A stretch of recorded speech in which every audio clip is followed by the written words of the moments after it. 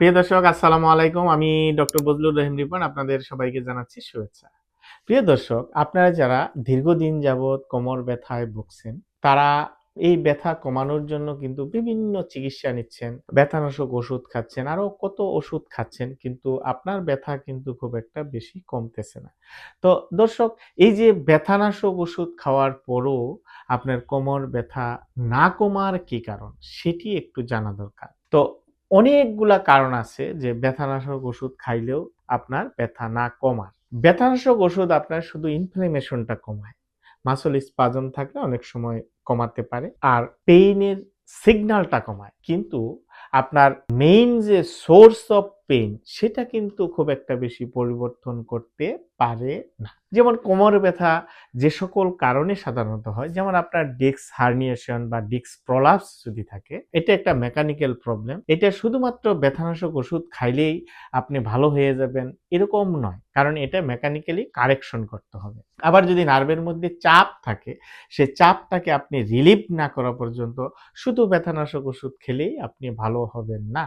এবং যাদের ক্ষেত্রে দেখা যায় দীর্ঘদিন যাবৎ ব্যথা থাকলে অনেকের ক্ষেত্রে দেখা যায় যে ফ্যাসেট জয়েন্টের মধ্যে ডিসফাংশন থাকে।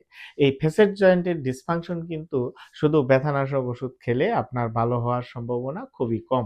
ফ্যাসেট জয়েন্ট ডিসফাংশনকে কারেকশন করতে গেলে তাকে বিভিন্ন ধরনের এক্সারসাইজ, ম্যানুয়াল থেরাপি এগুলির প্রয়োজনীয়তা হতে পারে। আবার দীর্ঘদিন যখন ব্যথা থাকে তখন আমাদের কোমরের যে কোর মাসলগুলি আছে, সেই কোর মাসলগুলি দুর্বল হয়ে যায়। ফলে স্পাইন স্টেবিলিটিটা কমে যায়। ফলে অতিরিক্ত চাপ পড়ে আপনার ব্যথা হওয়ার সম্ভাবনা থাকে। সেই ক্ষেত্রে আপনার ব্যথানাশক ওষুধ কিন্তু আপনার ওই মাসলগুলিকে শক্তিশালী করার সক্ষমতা রাখে না। ফলে আপনার ব্যথা থেকেই যায়। আবার যারা আপনার পোস্চারে কাজ করেন, বিশেষ করে আপনার দীর্ঘ সময় সামনের দিকে ঝুঁকে বসে কাজ করেন, অর্থাৎ ভুল ভঙ্গিতে কাজ করেন, সেক্ষেত্রেও কিন্তু আপনার কোমর ব্যথা হওয়ার চান্স থাকে। যদি আপনার ভঙ্গিমাটা কারেকশন না করেন, তাহলে শুধু ব্যথানাশক ওষুধ খেলেই আপনার ভালো হওয়ার সম্ভাবনা কম থাকবে। আবার অনেক সময় দেখা যায় যে কোমরের লিগামেন্ট বা কোমরের যে টেন্ডনগুলি আছে সেগুলি অনেক সময় স্ট্রেস হয়ে ব্যথা হতে পারে। সেটা আপনার স্ট্রেসটাকে কমাতে হবে বা এটাকে কারেকশন করতে হবে। আদারওয়াইজ শুধু ব্যথানাশক ওষুধ খেলে আপনার ভালো হওয়ার সম্ভাবনা কম থাকে। তাছাড়াও অনেক সময় দেখা যায় যে অতিরিক্ত ওজন যাদের আছে সেক্ষেত্রে তাদের ব্যথা হওয়ার চান্স আছে কোমরে। আবার যাদের একটু ঘুম কম হয় তাদের ক্ষেত্রে ব্যথা হওয়ার চান্স থাকে। যারা সাইকোলজিক্যাল বা মানসিক চাপে থাকেন তাদের ক্ষেত্রে কোমর ব্যথা হওয়ার চান্স থাকে। তাদের ক্ষেত্রেও শুধু ব্যথানাশক ওষুধ খেলে আপনার ব্যথা কমার চান্স অনেকটা কম থাকে। সুতরাং প্রিয় দর্শক, আপনারা যারা এই ব্যথানাশক ওষুধের পিছে ছুটছেন কোমর ব্যথা ভালো করার জন্য, তারা কিন্তু দিনের পর দিন ওষুধ খেয়ে যাচ্ছেন, কিন্তু আপনার রোগ সারছে না।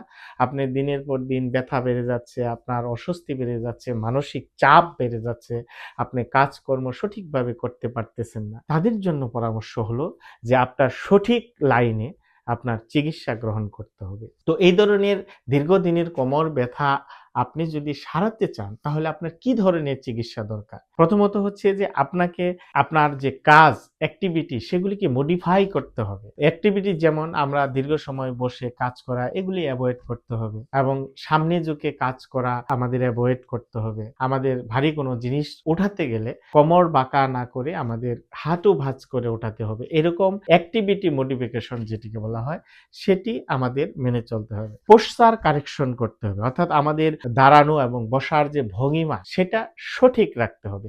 এক কথায় যদি আমরা বলি, আমাদের আর্গোনমিকটা আমাদের কারেকশন করতে হবে। যদি আর্গোনমিক কারেকশন না করি তাহলে কিন্তু ব্যথা আপনার ভালো হবে না, বা ব্যথা ভালো হলেও আবার পুনরায় হওয়ার সম্ভাবনা থাকবে।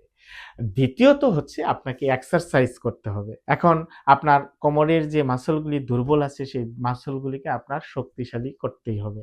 আপনার যে মাসলগুলি টাইট আছে সেগুলিকে ফ্লেক্সিবল করতে হবে।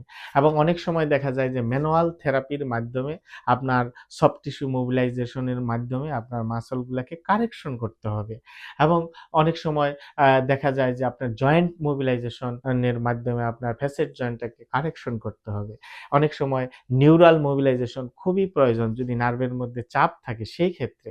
সুতরাং এই যে আপনার অ্যাক্টিভিটি মডিফিকেশন, আর্গোনমিক কারেকশন, আপনার পোশ্চার কারেকশন, ফিজিওথেরাপি, আপনার এক্সারসাইজ থেরাপি, ম্যানুয়াল থেরাপি এবং আরেকটি ইম্পর্টেন্ট বিষয় হলো আপনাকে লাইফস্টাইল মডিফিকেশন করতে হবে।